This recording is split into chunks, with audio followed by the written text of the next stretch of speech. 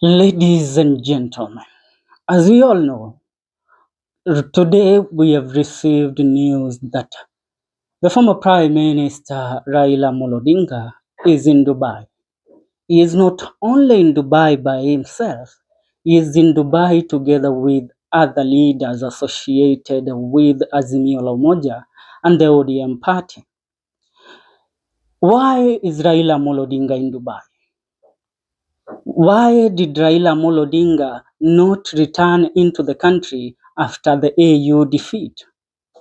Now, Raila Odinga, after the election of the AU finished, Raila Odinga was expected to return into the country and make his declaration on the way forward for his followers and supporters that have always backed him, many waiting on the message of the earthquake that Raila will declare.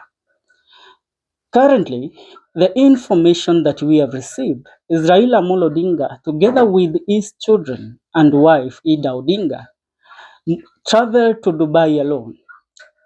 First, they went to India because Raila Odinga was not feeling well after the AU defeat. His health status deteriorated. Now, he went to India for treatment. After receiving treatment in India, while in India, leaders from the Azimio la Umoja, including Kisii Governor Simba Arati, who is the one of the ODM leaders, former Governor Hassan Joho of Mombasa, the current mining cabinet secretary, Junet Mohammed, the leader of minority in parliament, and some other leaders, including Mombasa, rumored to be, the brother to Ali Hassan Joho, leaders like Akina Anyang' Nyong'o are said to have followed Raila Odinga to India, where they went there to see how Raila Odinga was faring. But that was not their only goal. As you have seen, there are rumors that a meeting has been held in Dubai.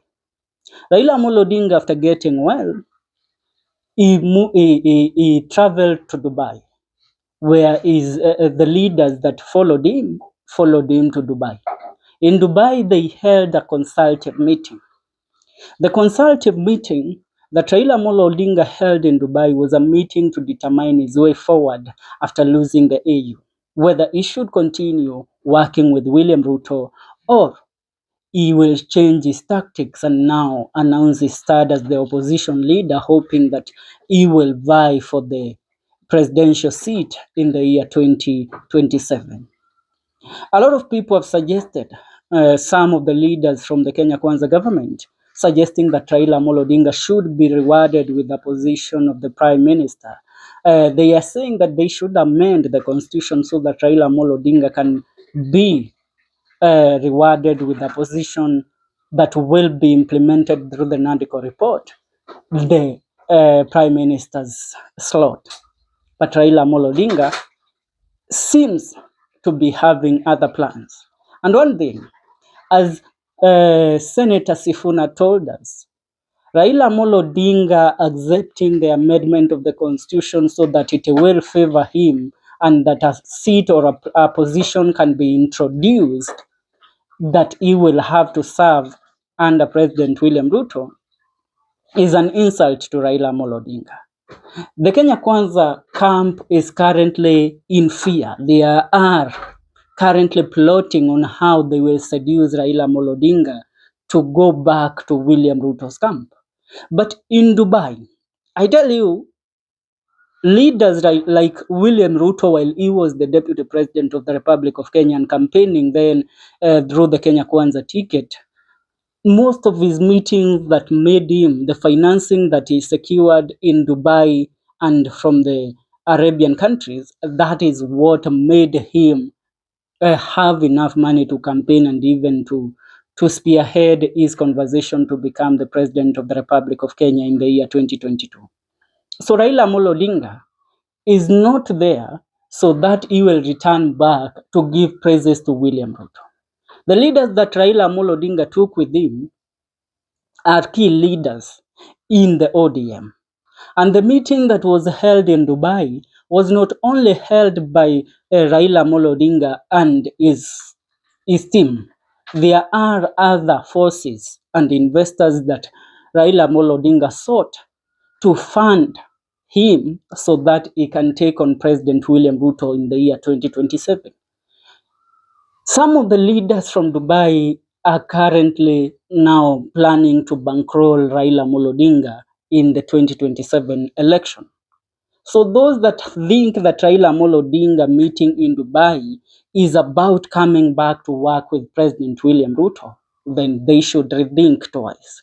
Because you see a lot of people who are affiliated with ODM and making a lot of noises on social media, saying that they are not going to get out of the government, they will continue supporting William Ruto until 2032, as long as William Ruto will continue being a friend to Raila Odinga, is something that we all have to agree is not going to work. The Secretary General of ODM party, Edwin Sifuna, has been making points that a lot of Kenyans now think that these are messages that Raila Odinga is sending Edwin Sifuna to make. Where Edwin Sifuna has stated that no way ODM is going to merge with UDA and go ahead to vie for the 2027 general election. He said if ODM does that, that means ODM also will lose the trust from the people of the Republic of Kenya. Psychopath supporters of Raila Odinga are suggesting that Raila Odinga not to get out of William Ruto's government, to continue being with William Ruto, believing that if they continue serving with William Ruto, they will continue securing the privileges that they have secured since the broad-based government. But Raila Odinga knows currently he has a chance to become the president of the Republic of Kenya. And that is why the meeting in Dubai is a meeting that was held with key influential supporters and mobilizers of Raila Odinga. People like Akina Hassan Joho, people like Simba Arati of Kisii, people like Gladys Wanga. It is clear. Many people might think that Raila Odinga doesn't have a plan to oppose President William Ruto, but that is where they go wrong. I want to read to you a message that Sankok, one of the Kenya Kwanza members of the parliament in Yala, went ahead to post in regards to Raila Odinga meeting in Dubai. Sankok asked a question: is Honorable Raila Odinga in Dubai to plan on how he will oppose William Ruto in 20? I want to read this message. William Ruto in 20. I want to read this message. Listen to it loud and clear. He says, His Excellency Right Honorable Baba Raila Odinga is in Dubai. I hope against all hopes that he is strategizing not against us as the Kenya Kwanza government, but for the revival of the Pentagon. Note, Raila Odinga has led half of Kenya for 40 years, and he has been co-principal to 4 Kenyan presidents. Therefore, I can authoritatively say Baba has been the longest serving president of Kenya, whether you call him people's president or otherwise. And aware, therefore, after KANU, Moi betrayed Raila, he reignited to a stronger force, LDP and NAC. After Kibaki betrayed Raila, he reignited to a stronger force, ODM Pentagon. After Uhuru betrayed Raila, he reignited to a stronger force called NASA. Baba, Kenya Kwanza, and President William Ruto wouldn't betray you, I assure you. Hashtag the global geopolitician. That is Honorable David Ole Sankok, a member of parliament in the William Ruto's government. Why should we look at these in a very different perspective?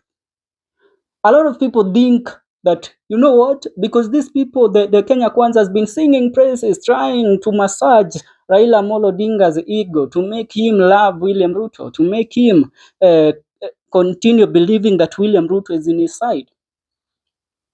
That is not something that Raila Amolo Odinga is buying. What Raila Amolo Odinga is waiting, he knows that if he launches his campaign and he tells his people just right away, we are doing away with our broad-based agreement with Kenya Kwanza government, and we are starting our campaigns. He knows that William Ruto will fight him to the end. So what he wants to do, he wants his cabinet, that the half of the cabinet that was given to him by President William Ruto, to continue serving.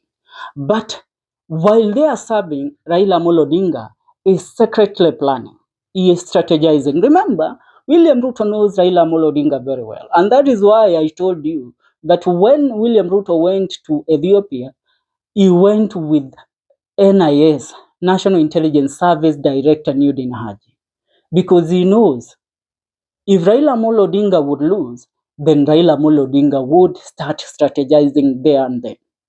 And he needed Bwana Newton Haji to start investigating and to start gathering intelligence on Baba's next move, what Baba is strategizing. And that is why I told you the Odinga family decided that Raila Amolo Odinga should stay away from the Kenya Kwanza MPs and even those ODM MPs that went there just for the sake of it, not because they were there to support Raila Amolo Odinga. Are we together? So Raila Amolo Odinga knew he has to start planning. And that is why, if you hear Raila Amolo Odinga in Dubai, he is not there to drink tea, he is not there to visit, he is there to plan. And he is there to secure funding, for he is planning a return that will tear down the government of President William Ruto come the year 2027. Raila knows this is the time that he has a great chance of becoming the President of the Republic of Kenya, because Ruto lost the Mount Kenya region. He is counting on Raila Amolo Odinga's support so that he will gain, or he will get, he will fill that vacant that was left by the people from the Mount Kenya region. But Raila is securing finances so that he can come back to declare now a war. Secretly, Raila will maneuver and he will become the president of this nation. You people might go ahead and oppose it, but just being strategically as an analyst, and you will understand the reason why we are telling you this. For now, that's where we are stopping. Remember, this is the Kenyan Daily Report. Please go ahead and subscribe to our YouTube channel.